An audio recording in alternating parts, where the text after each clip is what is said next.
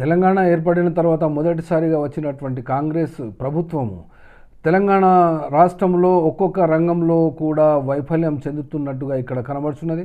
ఒకవేళ లిస్టే కనుక చదవాలి అనుకుంటే ఇది చాలా పొడుగుగా మారేటువంటి అవకాశం ఉన్నది. అది ఏ రకంగానంటే రైతులకు యూరియా అందించడంలో ఖచ్చితంగా ఇప్పటి వరకు కూడా ఆ సమస్యకు పరిష్కారం దొరకలేదు. అట్లాగే ఆరోగ్యశ్రీ హాస్పిటల్స్ స్ట్రైక్కు వచ్చేంత వరకు కూడా ఆ విషయాన్ని తేల్చకుండానే స్ట్రైక్ చేసిన తర్వాతనే ఆ యొక్క స్ట్రైక్కు సంబంధించి కొంత డబ్బులు చెల్లించి వాగ్దానాలు చేయడంతో అది సద్దుమణిగినట్టుగా వచ్చింది. తర్వాత స్టూడెంట్స్కు ఇవ్వాల్సినటువంటి హాస్టల్ మెస్ మరియు ఇతర బిల్లుల విషయంలో కానీ హాస్టల్స్లో అవుట్సోర్సింగ్ హాస్పిటల్స్లో అవుట్సోర్సింగ్లో పనిచేస్తున్నటువంటి కంప్యూటర్ ఆపరేటర్ నిన్న కూడా ఒక కంప్యూటర్ ఆపరేటర్ సూసైడ్ అటెంప్ట్ చేసుకున్నట్టు కూడా ఉన్నది. అట్లాగే గురుకులాలలో పనిచేస్తున్నటువంటి ఉపాధ్యాయులకు కాంట్రాక్ట్ బేసిస్లో ఉన్నటువంటి వాళ్ళకు కూడా జీతాలలో కోత విధించడం, మరియు ముఖ్యంగా చెప్పుకోవాల్సింది 42% రిజర్వేషన్స్ చట్టము రూపు దాల్చక ముందే తొందరపడి ఈ యొక్క రిజర్వేషన్లు ఇస్తున్నట్టు ప్రకటించి పార్టీ పరంగా ఇస్తున్నట్టు కూడా ప్రకటించడం అనేది తొందరపాటుగా.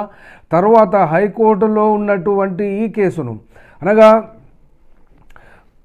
ఈ యొక్క కేసు 30 సెప్టెంబర్ లోపు ఎన్నికల్లో లోకల్ బాడీస్కు పెట్టాలి అనేటువంటి విషయంలో కూడా ఇక్కడ వైఫల్యం చెంది ఇక్కడ టైం తీసుకునేటువంటి పరిస్థితి వస్తున్నది.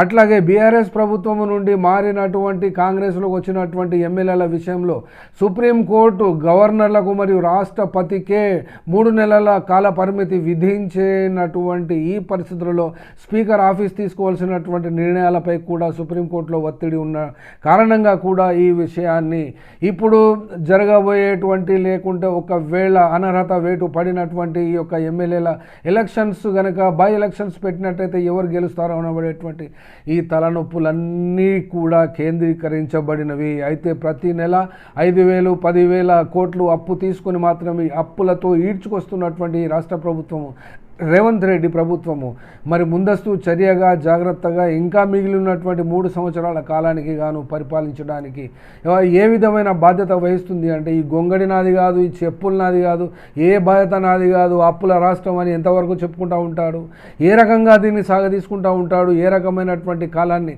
3 సంవత్సరాలు పరిపాలిస్తాడు అనబడేది చాలా సంశయంగానే ఇక్కడ కనబడుతున్నది.